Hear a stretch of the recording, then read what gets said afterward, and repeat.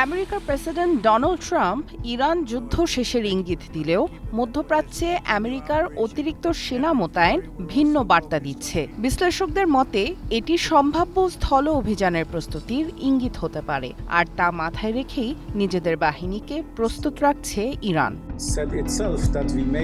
ইরানের রাষ্ট্রীয় গণমাধ্যম জানাচ্ছে, দেশটির সেনাপ্রধান আমির হাতামি ইরানের সেনাবাহিনীকে শত্রুপক্ষের স্থল অভিযানের বিষয়ে সতর্ক থাকার নির্দেশ দিয়েছেন। শত্রুপক্ষ স্থল অভিযানের চেষ্টা চালালে তাদের একজন সেনাও যেন বেঁচে ফিরতে না পারে তা নিশ্চিত করতে নির্দেশ দেন হাতামি। ইরানের রাষ্ট্রীয় গণমাধ্যমে প্রকাশিত একটি ভিডিওতে ইরানের সেনাপ্রধানকে আরও ৩ ঊর্ধ্বতন সেনা কর্মকর্তার সাথে সশরীরে এবং ভিডিও কলের মাধ্যমে ডজন খানেক কমান্ডারের সাথে বৈঠক করতে দেখা যায়।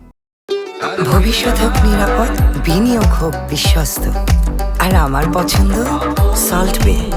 ওয়েলকাম টু সল্ট বে।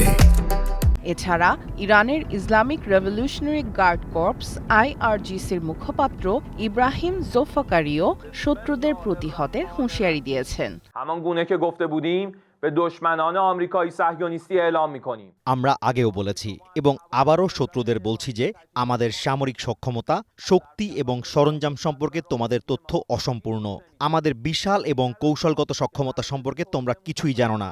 তোমরা আমাদের কৌশলগত ক্ষেপণাস্ত্র উৎপাদন কেন্দ্র, দূরপাল্লার ড্রোন, আধুনিক আকাশ প্রতিরক্ষা ব্যবস্থা এবং ইলেকট্রনিক ওয়ারফেয়ার সরঞ্জামগুলো ধ্বংস করে ফেলেছ। এমন আশা করো না। এই ভুল ধারণা নিয়ে এগোলে তোমরা নিজেদের তৈরি করা অতল গহ্বরে আরও গভীরভাবে তলিয়ে যাবে। তোমরা যেসব জায়গায় হামলা চালিয়েছ সেগুলো ছিল গুরুত্বহীন। আমাদের কৌশলগত সামরিক সরঞ্জাম এমন সব জায়গায় উৎপাদিত হয় যার বিষয়ে তোমরা জানো না, এবং সেখানে পৌঁছানো তোমাদের পক্ষে কখনোই সম্ভব না। তোমাদের ক্ষেপণাস্ত্র বা ড্রোন গণনার প্রয়োজন নেই, কারণ তোমরা নিশ্চিতভাবেই ভুল করবে। এই মুসলিম জাতির বিরুদ্ধে যে আগ্রাসন তোমরা শুরু করেছ তার মাসুল তোমাদের দিতেই হবে।